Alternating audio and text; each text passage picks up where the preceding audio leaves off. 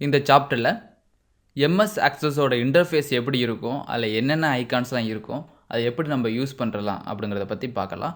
அதே மாதிரி என்னென்ன காம்போனன்ட்ஸ் எல்லாம் இதில் இருக்குது அப்படிங்கிறத பற்றியும் பார்க்கலாம். ஸோ அதுக்காண்டி ஒரு எம்எஸ் ஆக்சஸ் ஃபைலை ஓப்பன் பண்ணி பார்க்கலாம். ஸோ இதான் உங்களோட ஹோம் பேஜ். ஸோ இதை பற்றி நீங்கள் ப்ரீவியஸ் சாப்டர்லேயே பார்த்துருப்பீங்க. ஸோ இதில் பிளாங்க் டெஸ்க்டாப் டேட்டா பேஸ் அப்படிங்கிற ஆப்ஷன் எடுத்துக்கிறேன். ஒரு நேம் கேட்குது. ஸோ இதில் நான் இன்டர்ஃபேஸ் அப்படின்னே கொடுத்து ஒரு டெக்ஸ்ட்டை ஓப்பன் பண்ணுறேன். இது எங்கே போய் சேவ் ஆகணும் அப்படிங்கிறத லொக்கேஷனாக கொடுத்துக்க முடியும். ஸோ டிஃபால்ட்டாக ஜீல யூசர் நீங்கள் உங்களோட டாக்குமெண்ட்ஸ், அதாவது உங்கள் லைப்ரரி டாக்குமெண்ட்ஸில் போய் சேவ் ஆகும். ஸோ இப்போ க்ரியேட்னு கொடுத்து ஒரு பிளாங்க் டேட்டா பேஸை நான் க்ரியேட் பண்ணிட்டேன். இதுதான் டிஃபால்ட்டாக ஓப்பன் ஆகிற ஓப்பனிங் அட்மாஸ்பியர். ஸோ இந்த இன்டர்ஃபேஸில் என்னென்ன இருக்குது, என்னென்ன கீஸ் எல்லாம் நம்ம யூஸ் பண்ண போகிறோம் அப்படிங்கிறத நம்ம பார்த்துட்டு அதுக்கப்புறம் நம்ம சாப்டருக்குள்ளே தெளிவாக போகலாம். ஸோ இதில் பார்த்தீங்கன்னா ஃபைல்ஸ் அப்படிங்கிற ஒரு கேட்டகரி இருக்கும். ஸோ இது எல்லா சாஃப்ட்வேர்லையுமே இங்கே இருக்கும். ஸோ இதில் என்னென்ன இருக்குது அப்படின்னு கிளிக் பண்ணும்போது நிறைய ஆப்ஷன் வரும். ஸோ இன்ஃபர்மேஷன் அப்படிங்கிறது compact and report and encrypt பாஸ்வேர்டுங்கிற 2 ஆப்ஷன் இருக்குது. ஸோ என்கிரிப்ட் வித் பாஸ்வேர்டு அப்படிங்கிறது நீங்கள் எம்எஸ் ஆக்சஸை ஒரு டேட்டா பேஸ் கிரியேட் பண்ணதுக்கு அப்புறம் இந்த டேட்டா பேஸை யாராலும் அக்சஸ் பண்ணக்கூடாது, அதனால் ஒரு பாஸ்வேர்டு போட்டு நீங்கள் ப்ரொடக்ட் பண்ணாலும் அதை ப்ரொடக்ட் பண்ணிக்க முடியும். ஸோ அடுத்தது புதுசாக ஓப்பன் பண்ணால் நியூ. ஸோ நீங்கள் ஹோம் பேஜில் இருக்கிற அதே அப்ளிகேஷன் எல்லாமே இந்த நியூலையும் உங்களுக்கு கிடைக்கும். ஓப்பன்னா நீங்கள் உங்களோட எம்எஸ் ஆக்சஸோட ஃபைல்ஸை ஓப்பன் பண்ணிக்கலாம்.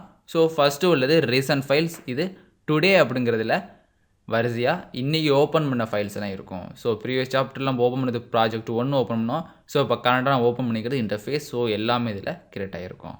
ஒன் டிரைவ், இதாவது இது ஒரு ஆன்லைன் க்ளவுட் ஸ்டோரேஜ். ஸோ இதில் ஸ்டோர் பண்ணி நீங்கள் உங்களோட அக்சஸ் ஃபைலை ரிட்ரைவ் பண்ணிக்கலாம். Audio place. ஸோ இதில் ஆஃபீஸ் 365 ஷேர் பாயிண்ட் ஒன் ட்ரைவ்லேருந்து நீங்கள் இந்த பிளேஸஸை எடுத்துக்கலாம். ஸோ இது மூணுலேயுமே இல்லை அப்படின்னா ப்ரௌஸ். ஸோ உங்கள் ஃபைல் லொக்கேஷன் எங்கே இருக்குன்னு டேரெக்டாக நீங்கள் சர்ச் பண்ணியும் எடுத்துக்க முடியும். கம்ப்யூட்டர்ஸ். ஸோ இந்த கம்ப்யூட்டர்ஸில் என்னென்ன ஃபோல்டர்ஸ் இருக்குது அப்படிங்கிறத டேரெக்டாக பார்த்து நீங்கள் இதிலேருந்தே எடுத்துக்க முடியும். சேவ். சேவ்னால் நீங்கள் இப்போ ஓப்பன் பண்ணிக்கிற இந்த ஃபைலை பர்மனெண்ட்டாக சேவ் பண்ணுறதுக்கு ஒரு ஆப்ஷன் தான் இந்த சேவ். ஸோ இப்போ நீங்கள் எதுவுமே க்ரியேட் பண்ணாதனால அது டேபிள் நம்ம கேட்குது. ஏன்னா மினிமம் உங்களோட ஃபஸ்ட்டு ஸ்டெப்பே டேபிள் க்ரியேட் பண்ணுறது தான்.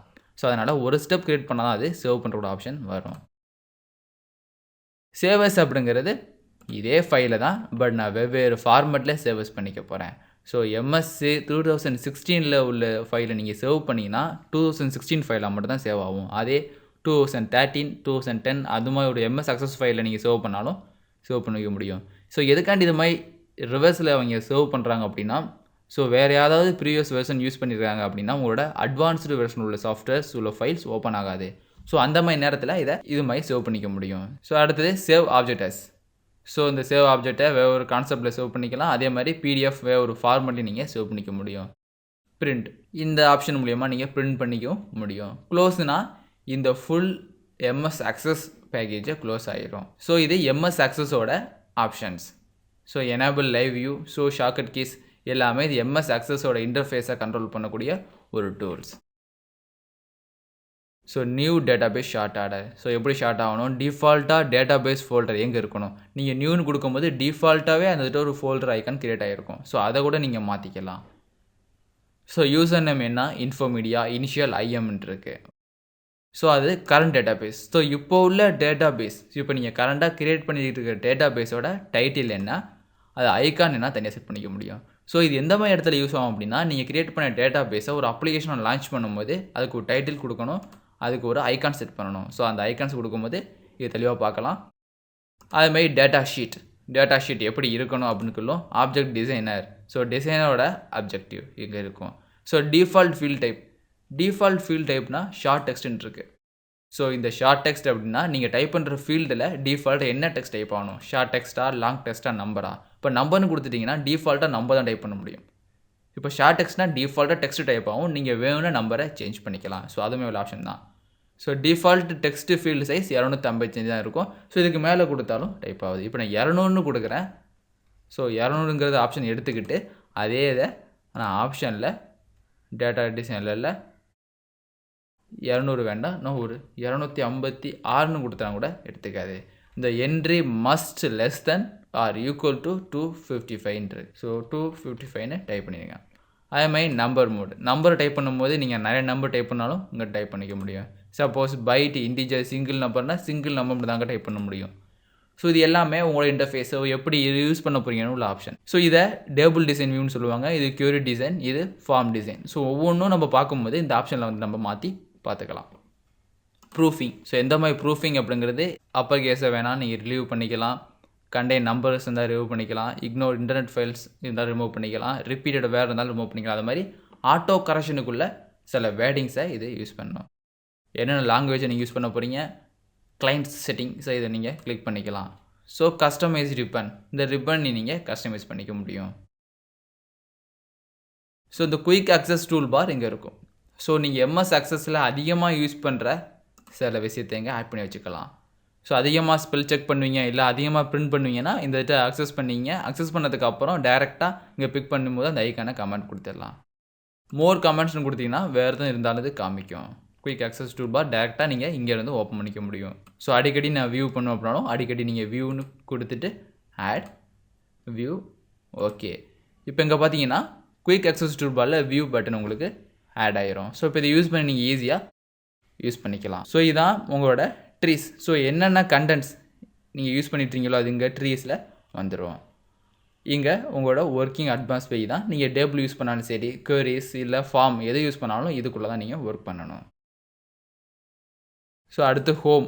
ஃபஸ்ட் பேஜோட ஹோம்ஸ்ன்னு இருக்கும். இந்த ஹோம்ஸுங்கிற ஆப்ஷன் மூலயமா நீங்கள் டைப் பண்ணுறோட ஃபார்மேட்டோ அதோட ஃபில்டர்ஸ் மெத்தடோ எல்லாத்தையும் நீங்கள் மாற்றிக்க முடியும். கிரியேட்டில் புதுசாக ஒரு க்ரியேட் பண்ண போகிறேன். ஸோ நீங்கள் ஃபஸ்ட்டு சாப்டர்லேயே பார்த்த மாதிரி என்னென்ன தேவை, ஒரு டிசைன் பண்ண போகிறோம், அடுத்தது வியூ பண்ண போகிறோம், அடுத்தது அதை ஃபார்ம் பண்ணி அதை ரிப்போர்ட்டாக ஜென்ரேட் பண்ணுவோம். இதான் உங்களோட 4 வேலை. இந்த 4 வேலையை நீங்கள் க்ரியேட் பண்ணுறதுக்கு இந்த கிரியேட்டுங்கிற ஆப்ஷனில் வந்துடலாம். டேபிள் கிரியேட் பண்ணால் இங்கே இருக்கும், queries கிரியேட் பண்ணால் இங்கே இருக்கும், ஃபார்ம்ஸ்னால் இங்கே இருக்கும், ரிப்போர்ட்ஸ்னால் இங்கே இருக்கும். ஸோ எக்ஸ்டர்னல் டேட்டா அப்படிங்கிறதுக்குள்ளே நீங்கள் வெளியேருந்து ஃபைலை இங்கே உள்ளே எடுத்துகிட்டு வர்றதுக்கும் உள்ளேருந்து ஃபைலை வெளியே எடுத்துகிட்டு போகிறதுக்கும் உள்ள எல்லா டூல்ஸும் இதுக்குள்ளே தான் இருக்கும். Database tools. So database tools அந்த மேக்ரோஸ், ரிலேஷன்ஷிப், ஆப்ஜெக்ட் டிபெண்டன்சி எல்லாமே இதுக்குள்ளே தான் இருக்கும். ஃபீல்ட்ஸ். ஸோ நீங்கள் ஃபீல்டை என்னென்ன அஷ்யூம் பண்ணும் போது இந்த ஃபீல்டுங்கிற ஆப்ஷன் யூஸ் ஆகும். டேபிள் அப்படிங்கிறதும் நீங்கள் டேபிள் டிசைனில் பார்க்கலாம். ஸோ இதான் உங்கள் உள்ள பேனல்ஸ். ஸோ ரைட் கிளிக் பண்ணும் போதே உங்கள் ஃபீல்டிங் ஆப்ஷன் உங்களுக்கு ஓப்பன் ஆகும். ஏன்னா நீங்கள் டேபிள் இருக்கிறதுனால இந்த ஃபீல்டு ஆப்ஷன் ஆட்டோமேட்டிக்காக ஓப்பன் ஆகுது. ஸோ உங்கள் ரெக்கார்டு 1 2 3ன்னு சேவ் ஆகிட்டு வரும். நீங்கள் ரெக்கார்டை சேவ் பண்ணாலும் சேவ் பண்ணிட்டு சேஞ்ச் பண்ணிக்கலாம். ஸோ ரெக்கார்டு அப்படிங்கிறது டேட்டாஸ். ஸோ எத்தனை டேட்டாஸ் நீங்கள் டைப் பண்ணிட்டீங்கன்னா ஒரு டேட்டாவும் டைப் பண்ணல. ஸோ அதை டைப் பண்ணி முடிச்சுட்டு வேறு இன்க்ளூட் பண்ணும்போது இது ரெக்கார்டு 1 2ன்னு சேஞ்ச் ஆகிட்டே வரும். ஸோ இப்போ நிறையா டேட்டா பேஸ் இருக்கும்போது அதை நீங்கள் சர்ச் பண்ணி எடுத்துக்க மாதிரி ஆப்ஷன் இருக்குது. ஸோ கீழே சர்ச் பண்ணுறது இங்கே நெக்ஸ்ட்டாக நீங்கள் ட்ராவல் பண்ணி போயிட்டுருக்கலாம். ஃபார் எக்ஸாம்பிள் நான் டைப் பண்ணிக்கிறேன். ஒரு 3 டேட்டாஸ் நான் டைப் பண்ணியிருக்கேன். டைப் பண்ணி முடிச்சதுக்கப்புறம் இங்கே நம்பர் 4th டேட்டா இருக்குது. இப்போ நம்ம 3க்கு போகணுன்னா 3 2 1 இங்கேருந்து மாற்றிக்கலாம். இப்போ டேரெக்டாக நீங்கள் சர்ச் பண்ணாலும் சர்ச் பண்ண முடியும். HK GHJ அப்படின்னு டேரெக்டாக டைப் பண்ணாலும் டைப் பண்ணிக்க முடியும். ஸோ இதான் நீங்கள் யூஸ் பண்ணுற இன்டர்ஃபேஸ். டேரெக்டாக பிக் பண்ண உங்களுக்கு அந்த காலம் ஒன்று கிரியேட் ஆகும். இதே நீங்கள் டேப்னு கொடுத்தீங்கன்னா நெக்ஸ்ட் அது ட்ராவல் ஆகும். டைப் பண்ணிவிட்டு நீங்கள் டேப்னு கொடுக்கும்போது அடுத்த செல். ஸோ கண்டென்ட் அப்படியே ட்ராவல் ஆகும். ஸோ உங்கள் புதுசாக ஒன்று ஆட் பண்ணியிருக்கீங்க. இப்போ நான் இங்கேருந்து டேப்னு கொடுத்தேன்னா அது அடுத்த செல்லுக்கு தான் போவோம். ஸோ இது இன்னும் கிரியேட் பண்ணலாம். அதாவது இந்த ஃபீல்டை நீங்கள் கிரியேட் பண்ணதுனால இந்த டேப்லேருந்து கிளிக் பண்ணும்போது அடுத்த டேப் வரும். நெக்ஸ்ட்டு அடுத்து கிளிக் பண்ணும்போது அது அடுத்த ரோக்கு அது போயிடும், அதாவது அடுத்த டேட்டாவுக்கு போயிடும். ஸோ இது மாதிரி நீங்கள் ஈஸியாக ஃபாஸ்ட்டாக ஒர்க் பண்ணுறதுக்கு இதெல்லாம் யூஸியாக இருக்கும். ஸோ இது மாதிரி இந்த இன்டர்ஃபேஸை யூஸ் பண்ணுறது ஈஸி. ஸோ இந்த ஈஸியான இன்டர்ஃபேஸை வச்சுட்டு எப்படிலாம் அந்த டூலை யூஸ் பண்ணலாம் அப்படிங்கன்னு நம்ம ஒவ்வொரு சாப்டராக பார்க்க போகிறோம். ஸோ இந்த சாப்டரில் எம்எஸ் அக்சஸோட டிஃபால்ட் யூசர் இன்டர்ஃபேஸ் எப்படி இருக்கும், எப்படிலாம் நம்ம அக்சஸ் பண்ணிக்கலாம் அப்படின்னு பார்த்தோம். ஸோ அதே மாதிரி எப்படிலாம் இந்த இன்டர்ஃபேஸை கண்ட்ரோல் பண்ணுறங்கிறது பற்றியும் பார்த்தோம். ஸோ அடுத்த சாப்டரில் எப்படி ஒரு டேட்டா க்ரியேட் பண்ணுறது, அதாவது க்ரியேஷன் மெத்தட் எப்படின்னு பார்க்கலாம்.